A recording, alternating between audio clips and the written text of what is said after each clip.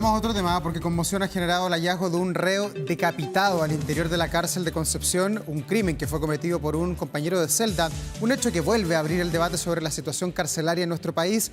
Por eso queremos profundizar en este tema y ya nos acompaña el exdirector nacional de Gendarmería, Cristian Alvear, a quien le damos la bienvenida. Gracias por estar aquí. Muy buenos días, gracias por la invitación. Cristian, a ver, lo que sucedió ayer en la cárcel de Concepción vuelve a poner sobre la mesa el debate de cómo está la situación carcelaria en nuestro país, porque, claro, nada indica que no pueda volver a ocurrir una situación como la de ayer. ¿Qué ocurrió? ¿En qué estamos fallando principalmente? Bueno, yo creo que acá lo que se tiene que reconocer que, de acuerdo a los antecedentes conocidos a esta hora, digamos, estaría más vinculado a hechos o problemas de salud mental de parte del victimario en este caso, lo que no ha sido algo tan escaso en la historia penitenciaria. En Puerto Montt, la semana pasada, un interno también al interior de una celda asesinó a otro con arma blanca. Se especula que hay más de 100 heridas que le causó el victimario a la víctima, pero también relacionados con problemas de salud mental.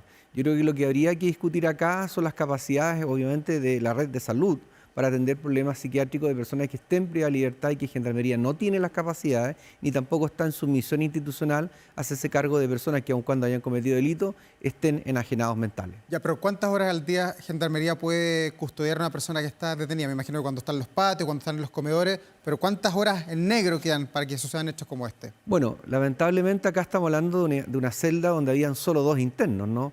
Porque lo complejo es cuando hay celdas o dormitorios colectivos donde hay 80, 100 personas y se encuentra una persona asesinada, encontrarla al victimario es muy difícil en esas circunstancias, nadie declara, ¿no?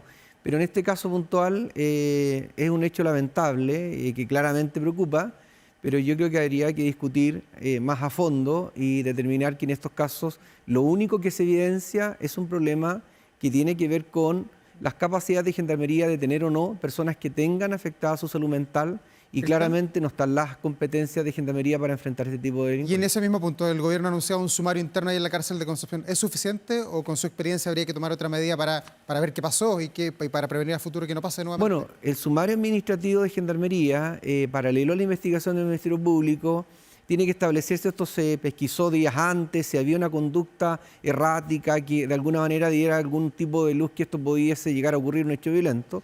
Pero eso lo tendrá que determinar el sumario administrativo y ese sumario también podría eventualmente saber si esta persona tenía estos antecedentes, tenía esta conducta y si Gendarmería ofició, porque ha ocurrido a nosotros y antes, y yo me imagino que ahora también, que Gendarmería solicita a la red de salud la internación de personas que tienen claramente problemas de salud mental y por capacidades los hospitales psiquiátricos no reciben a estas personas, ¿no? Entonces yo creo que hay que abrirse un poco a la discusión de sacar convenientemente a estas personas que no pueden ser tratadas. Gendarmería no puede proveerles de medicamentos a personas que tengan problemas de salud mental. Los hospitales psiquiátricos sí, tienen especialistas, Gendarmería no los tiene. Entonces discutamos todo de buena vez en ese sentido para poder, de alguna manera, evitar que estos hechos sigan ocurriendo, si son graves. Ahora, Gendarmería está totalmente sobrepasado, y no es que lo diga yo, ellos mismos lo han dicho en varias ocasiones distintas, y también esta es una prueba más de aquello, porque finalmente dentro de esa cárcel también hay una responsabilidad de que las diferentes personas que estén ahí estén en buena situación. Son varios los puntos que abordó. Uno de ellos tiene que ver en cómo estaba el país una vez que ellos asumieron el gobierno. Dicen que no habían cárceles de alta seguridad y que ahora el país se ve preparado como, por ejemplo, a los crímenes de mayor connotación. ¿Cómo ve usted esas palabras del ministro y también el transcurso que ha tenido el país en cuanto a eso? Yo creo que está bien defender un cargo, ¿no? Y hablar de gestión, pero lo que no se puede es conocer cuando hay una política que es de continuidad. La cárcel de máxima y alta seguridad que él alude, como si hubiese dicho en este gobierno, se desocupó el año 2021 y los recursos para habilitar esa cárcel en condiciones que permitieran realmente dar garantía, estamos hablando del REPAS, que él señala, fueron con recursos que proveyó en persona el presidente Piñera en su minuto, porque no habían recursos, están todos destinados para el COVID. Entonces, el 2021 se hizo este esfuerzo, 3.500 millones de pesos para poder habilitar esta cárcel, pero se tuvo que desocupar. Entonces, cuando se habla que en este gobierno, esa decisión se tomó en el gobierno anterior y se empezó a construir esa cárcel durante el 2021, porque claramente lo que se preveía es que íbamos a tener ingresos de criminales bastante más complejos de los que conocíamos y requería una infraestructura diferente. Lo que yo complementaría y que se hace necesario hacer, porque eso no se ha hecho, y lo que nosotros pensábamos también desarrollar, era un sistema de reclusión diferenciado, pero que tuviese un respaldo normativo Gendarmería. Por ejemplo, hoy día este sujeto criminal, Carlos Gómez, que va a ingresar a Chile y todo lo que pudiese generar en espacios carcelarios, requiere tener también no solo infraestructura, sino que normativa especial y específica para evitar, por ejemplo, que estos sujetos a través de las visitas puedan seguir planificando ilícitos al exterior, como se hace en otros países donde existen módulos de máxima seguridad a través de locutorio y las visitas tanto de abogados como de seres queridos que ellos puedan visitarlo en las cárceles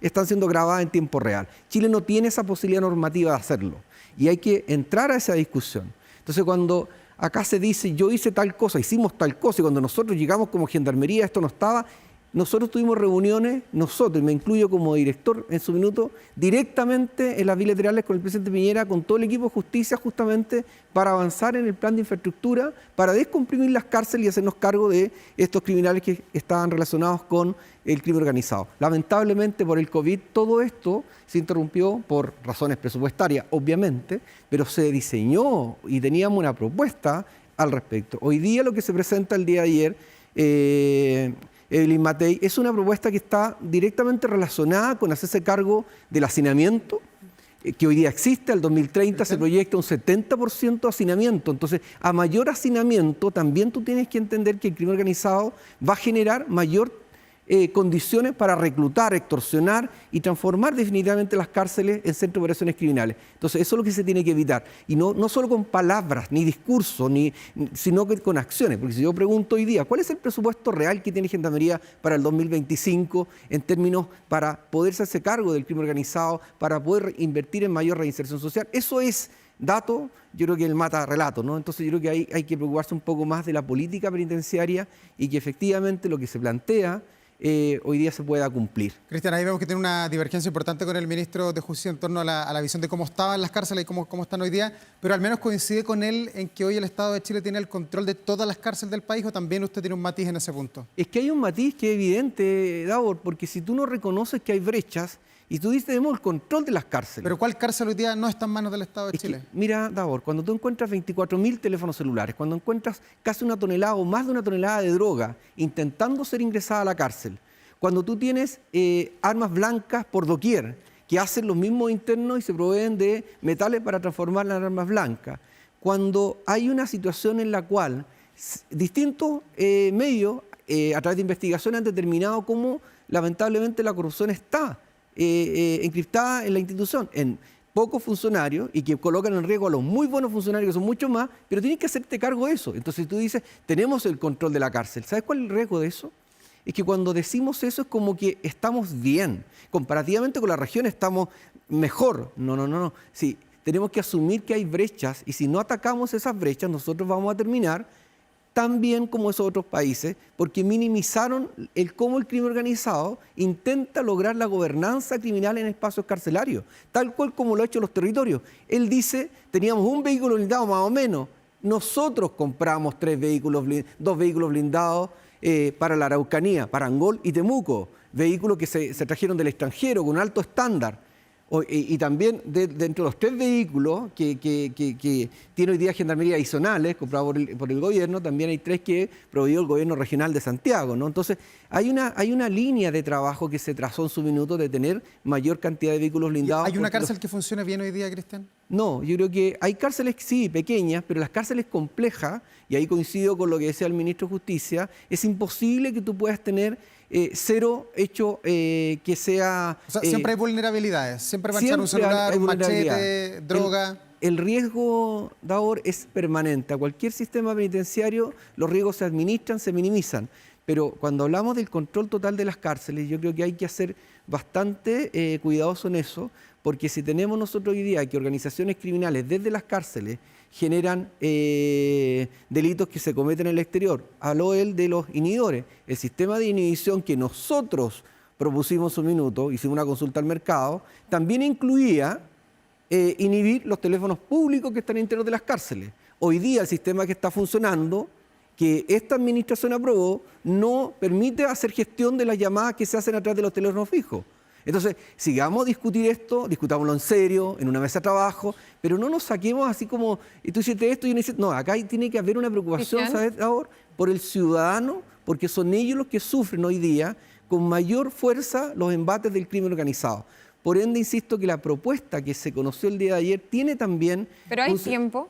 ¿Ah? Hay tiempo para eso, porque finalmente uno siente que vamos atrasados como país, porque ya en esta pura conversación de minutos hemos visto varios puntos negros que tú has mencionado y en donde pareciera ser de que, claro, llega este tal Bobby, como se le denomina, en donde ¿dónde lo van a poner? ¿Dónde vamos a generar para que no genere un nexo con los otros internos? ¿Cómo se va a hacer con las plazas de las cárceles que están sobrepasadas, con los gendarmes? Entonces, ¿cómo se actúa ahora para poder recuperar ese tiempo que tú dices? Bueno, por lo mismo, estas 32.000 plazas que se proponen ayer, Evelyn Matei, también incorpora el cómo. 3 grandes medidas. Una, estandarizar la construcción de cárceles. No podemos estar licitando distintos diseños para distintos requerimientos. Hay que acotar esos tiempos. Lo segundo es tecnología que no está considerada en Chile. Ninguna cárcel se ha construido con paneles prefabricados o tipo mecano, que en otros países se construyen y con una rapidez increíble y que podría minimizar considerablemente también lo que es construcción carcelaria. Siempre con concesiones, ¿no es cierto? ¿Cómo? Siempre con sistema de concesiones. Sí, eso es lo que está definido. Recursos Chile no tiene hoy día como para invertir, pero sí a través de concesiones. Pero lo importante es incorporar tecnología que existe en materia de construcción y que es bastante más rápida que la que conocemos nosotros hoy día, pero hay que hacerse cargo. El proyecto hoy día reconoce que de aquí al 2030 habría un 70% de hacinamiento. Imagínate, hoy día tenemos el 40%. Con un 70% esto sería inmanejable. Por eso que es preocupante dar estas señales de normalidad cuando la proyección que tenemos de crecimiento de la población penal haría que las cárceles derechamente colapsen. Y eso hay que evitarlo. Y hay que trabajar en serio, más allá de sacar estas cositas como esto hice yo, esto hiciste tú, no lo hiciste, etcétera. Hay que trabajar, pero en serio, porque hoy día lo que está en riesgo no es solo la gendarmería, sino que la paz social, la democracia incluso y el Estado de Derecho. Cristian Alvear, vamos a quedar muy atentos, por supuesto, a todo lo que tiene que ver con este tema. Muchas gracias, exdirector nacional de Gendarmería, por su tiempo. Gracias, Cristian, por estar aquí. Que le vaya muy bien. Gracias igual. Las 10 de la mañana en punto. Vamos a la pausa nosotros. Enseguida estamos de vuelta aquí en La Mañana Informativa.